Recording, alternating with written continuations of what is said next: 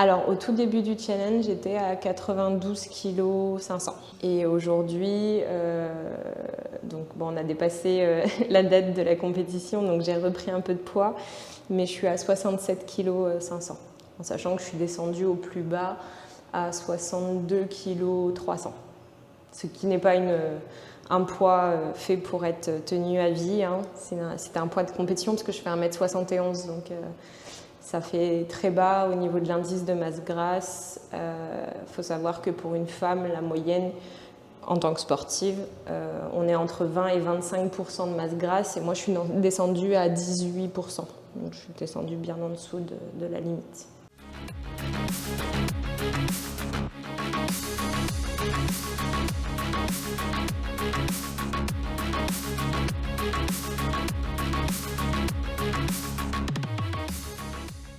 Je me réveille entre 5h et 6h naturellement, sans réveil. Je fais ce qu'on appelle du vacuum. C'est un travail pour les transverses et les obliques au niveau abdominal.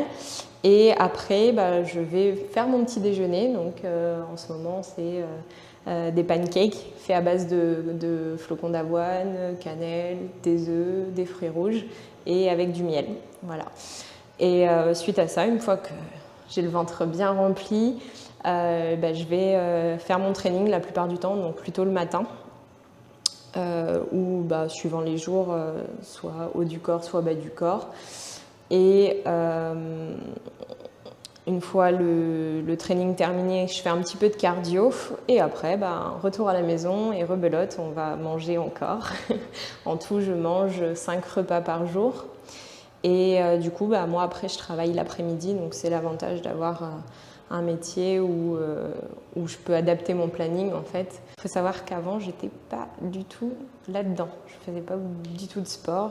Comment je me suis lancée là-dedans? En fait, j'ai été voir une copine qui faisait la compétition de bodybuilding en 2020.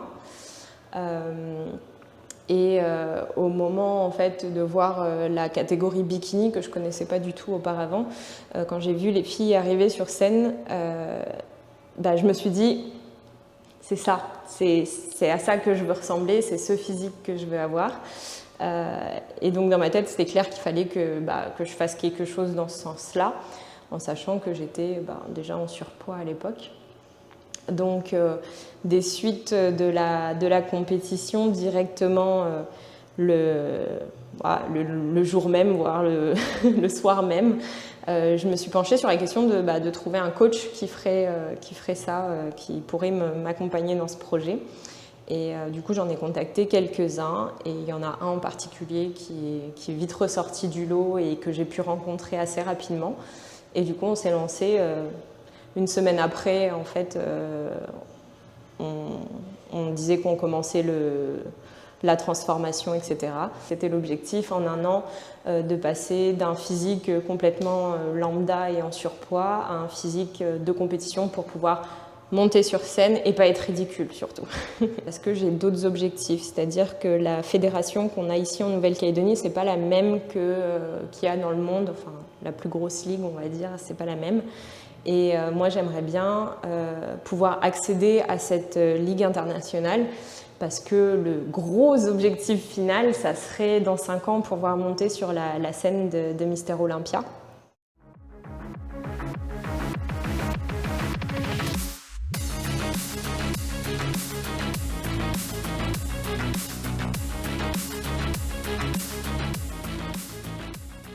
L'avantage de mon compte Instagram, c'est que j'ai pu démontrer qu'une personne lambda qui était en surpoids et qui n'avait rien à voir avec le monde du bodybuilding pouvait se lancer dans une compétition et avec un peu de motivation et un peu d'huile au coude, arriver à ses objectifs. Et en fait, j'ai certains de mes abonnés qui, grâce à mon évolution et à ce que j'ai pu poster, en fait, se sont lancés eux-mêmes dans une démarche de perte de poids pour un mariage, pour pouvoir rentrer dans une robe de mariée, ou tout simplement pour se sentir mieux dans sa peau. Je pense que tout le monde peut se mettre au bodybuilding tant qu'il est accompagné.